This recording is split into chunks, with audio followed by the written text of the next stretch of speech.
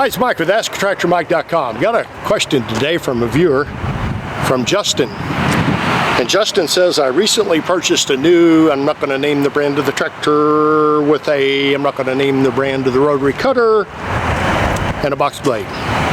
The rotary cutter did not come with chains on the PTO shaft cover. I asked my local dealer if they were missing, and he said he hadn't seen them on cutters in years. He wasn't sure if they're needed anymore, or if they had a new design that made them not necessary. The cover has spots on both ends, so it looks like you can still add them, or you can little loops where you can loop them in. Curious if you know anything about this, and if I should just add them to keep the cover from rotating. Well, Justin, here I think is where liability and cost intersect. And I asked the same question a few years ago. I left the dealership world in 2014, and right before I left, I had a customer say, "Where's my chain?" And I started looking around on the lot, and the chains were gone. And so I called our rep, and I'm not going to name the brand of the cutter, and the rep kind of hem-hawed around and gave me a number to call up a home office, and I called them, and they kind of hem-hawed around, and finally I got out of them in a roundabout way. We don't want to talk about that. Two things I think happened.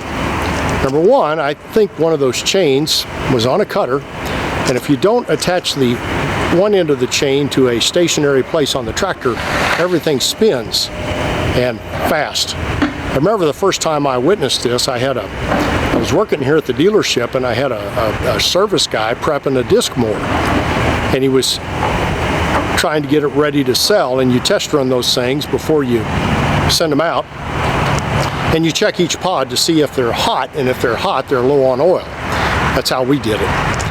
And so he kicked the tractor in without that chain attached on that PTO shield, and everything started going around. And one of those little chains going around, and when you revved it up to PTO speed, it's scary.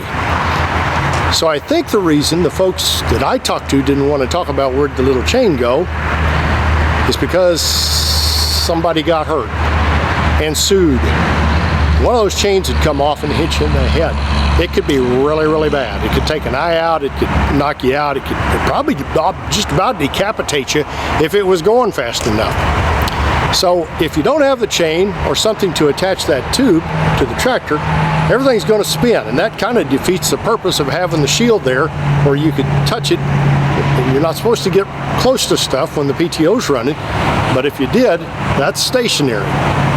So the other thing I think more than liability is happening is cost. I walked around the lot here at the dealership I used to work at and did just a quick survey of which PTO powered implements had chains and which didn't.